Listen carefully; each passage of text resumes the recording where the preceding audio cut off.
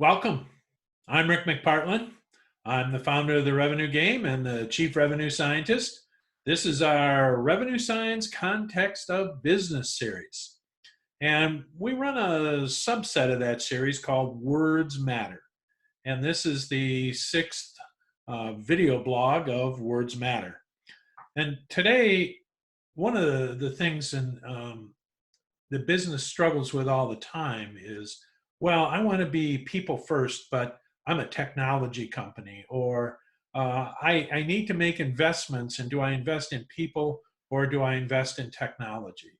And so those words of people and technology need to have some way that we can look at them and make sense out of it, so that when we're making decisions, they're intentional and they're based on what's good for everybody.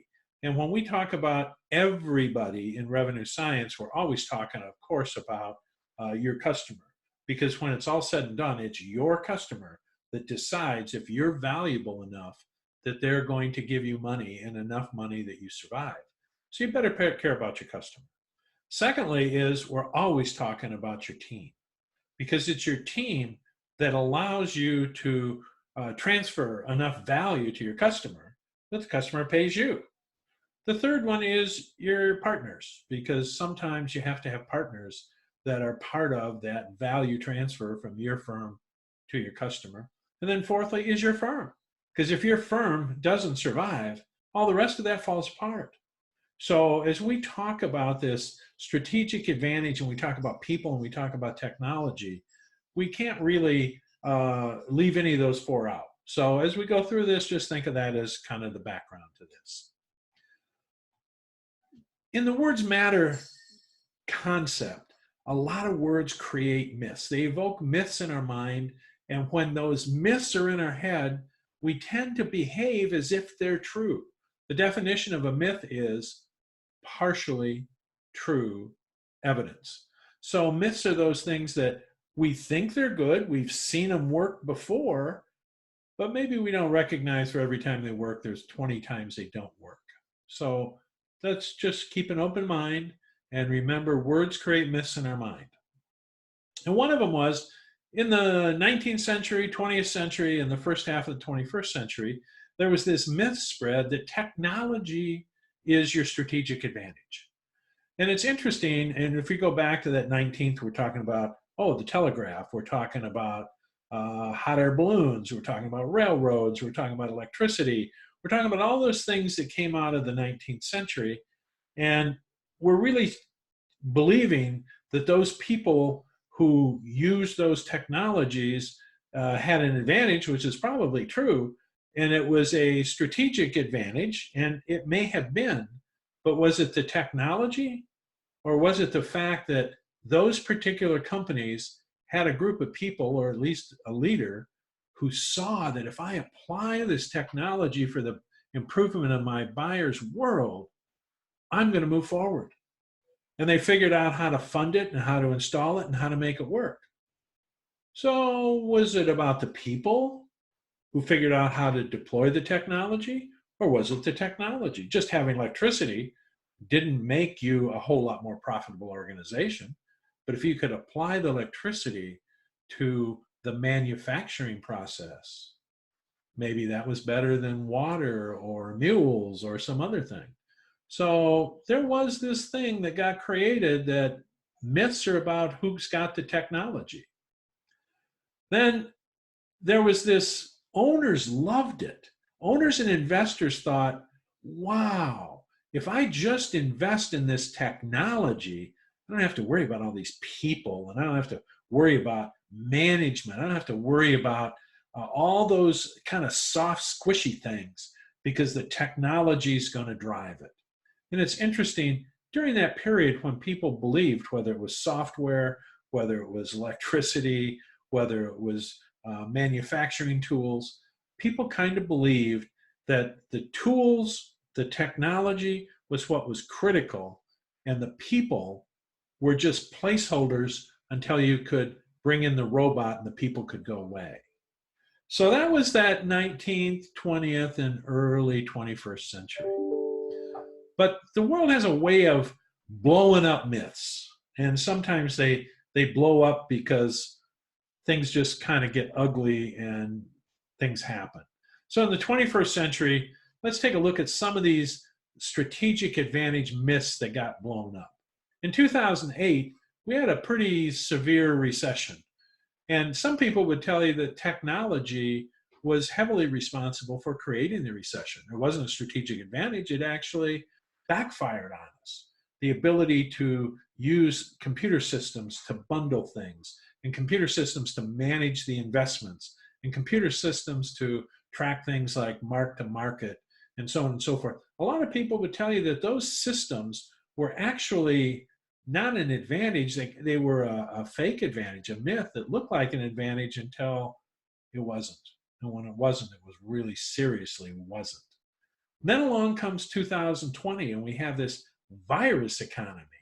And we're believing that, well, the technology is going to solve it. And what we find is that who's solving the virus economy are the nurses, they're the doctors, they're the people in the stores putting stuff on the shelves. And we still have great supply chain technology, but the shelves are still empty. So the people, the humans, they're getting creative, they're doing interesting stuff, they're thinking beyond the technology. And in the medical world, the technology's almost not there. Many of the things they need don't exist, but those people are coming together and they're creating a strategic advantage. So the technology also changes so fast that people replace in the 2020s, replace their CRMs, their marketing tools, their shop floor software. They replace all their technology frequently every 2 to 3 years. And so if you're replacing technology, cell phones, whatever, you're replacing them so fast, they can't be strategic. They're tactical. They may be a tactical advantage for a while, but they're not strategic. What's strategic is your people's ability to apply the tactical advantage of technology in order to bring your customers more value. It's a people first thing. So as we keep going in the 21st century, there's this movement to people first strategic advantage, to people first organizations. And the people first organizations, to be truly strategic, they have to be focused on the buyer's frame of reference.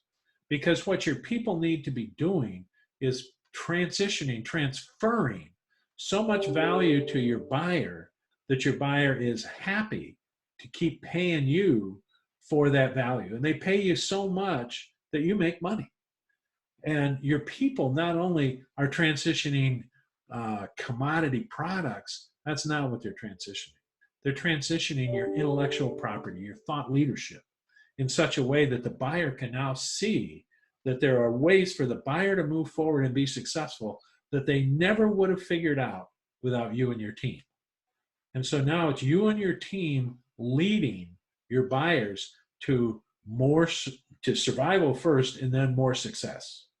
So think about people first, and how do you make sure that your people first is going to work? Well, you got to have a just cause. If all you're trying to do is make money from your customer, you're not going to have a people first economy. You're not going to have a people first team. You're going to have a bunch of mercenaries and they're all self first. So start with your just cause. And then the technology becomes a time specific enabler to support your team to go forward. So if you really want to fix this problem, here are the steps. First off, you have to have a revenue strategy. And revenue strategies are created from the buyer's frame of reference backwards. And they're based on you having a just cause, a purpose, a real reason, a worthy intention to exist. And the humans that work for you come to you because they believe in your just cause, your worthy intention, your purpose. And so you have a group of people that come together, and then they answer the 5 strategic revenue science questions. And they answer them in such a way that those people on your team go, we can do this. We can deploy this. We can execute this. And the deployment and the execution that your people are talking about is where the technology applies. The technology is in creating enough structure that we call it deployable structure, so that the people executing have the things they need. They have the right software in place. They have the right tools. They have the right onboarding. They have the right teammates. So if you start from buyer back, people first, transferring value to your customers so that they'll pay you enough for that value, that you're profitable, you're protecting your team, you're protecting your culture, and you're making your customer a lot more money. It's simple, but it's different. So I hope you decide that the technology is not the strategic advantage. The strategic advantage is a people first culture based on transferring value to your customer. Thanks. I hope you join us for the next one. And if there's anything I can do for you, reach out, let me know. The company website's www.therevenuegame.com. Thanks.